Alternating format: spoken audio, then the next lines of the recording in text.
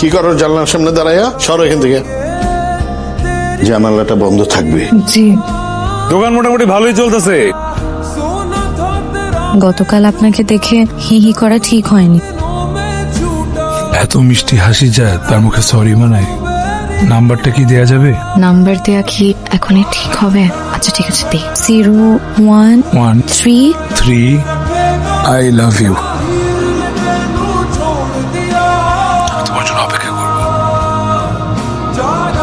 এতদিন ছিলাম আমার বাবার কাছে বন্দি। এই করা যাবে না, সেই করা যাবে না।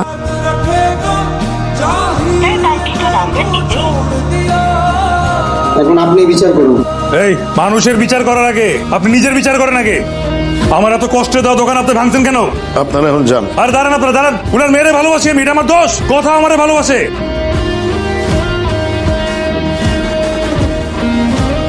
এইবার ওর হাত পা ভাঙ্গে আমি চিরতরে পঙ্গ করে দেব। প্লিজ তুমি এখান থেকে চলে যাও, নাইলে আমার আব্বা তার লোক দিয়ে তোমার মাইরে ফেলবে। তুমি আমার দোকান, আমার শহর, এটা রাইখে আমি কেন যাবো? তুমি আমার আব্বারে চিনো না, তুমি প্লিজ এখান থেকে চলে যাও।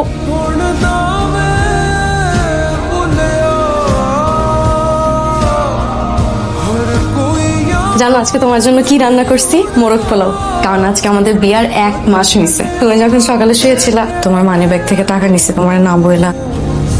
আর পকেট থেকে টাকা নিছো না বললা? এটা বলে নিতে পারলে না? এই টাকা আমি কোথায় কোথায় পাগলের মতো খুঁজতেছি। আমি ভাবলাম তোমার সারপ্রাইজ। কিসের সারপ্রাইজ? এটা টাকার জন্য গাধার কাটি কাটি। এগুলো তুমি বুঝবা? তুমি বুঝবা কেমন? সারাদিন তো বাসায় থাকো, খাওয়ার ঘুমাও, শেষ। এটা প্রথমবারই তো তোমার থেকে টাকা নিছি, তাও তোমার জন্য। আমি সারাদিন কষ্ট করে তোমার জন্য রান্না করছি না? এমন না ঘরের কোনো কাজ আমি করি না। রান্না বান্না, ঘর মোছা, কাপড় ধোয়া সবই তো আমি। খুব স্পেশাল কিছু করো না তুমি, এগুলো সবাই করে। তোমার কাছে এগুলো আলাদা লাগতেছে কারণ তুমি ধনী ঘরের মেয়ে, আর কিচ্ছু না। আমি ধনী পরিবারের মেয়ে দেখে আমার দোষ?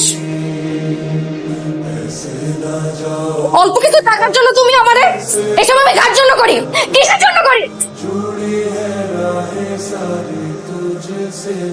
খুব ভালো করছো। সারাদিন খাইতে আইসা 3 মাইল হাইটে আসছি আমি, কিচ্ছু খাই না, এখন না খায় ঘুমাইতো না। সরি। আম্মা খাওয়ানোর সময় মোবাইল টিপতে হয় না আম্মা। না আম্মা আর খাবো না। যেদিন মা থাকবো না সেদিন বুঝবি মা কি জিনিস। হইছে আমি তোমাদের রেখে কোথাও যাবো না। মার্কেটে গেছিলাম, এই জামাটা পছন্দ হইলো, তোর লেগে নিয়ে আসছি। কইটা দেখিস। কিছু বলবা?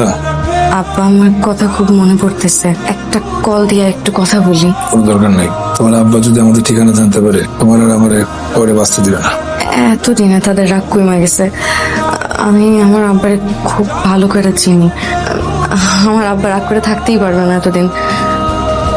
মানা করছি না? একটা কল দিলে দেখবা তোমার যত ভুল ধারণা আছে সব ভেঙে যাবে। একটা কল দিলে। একবার যেটা মানা করছি বারবার বলছো কেন?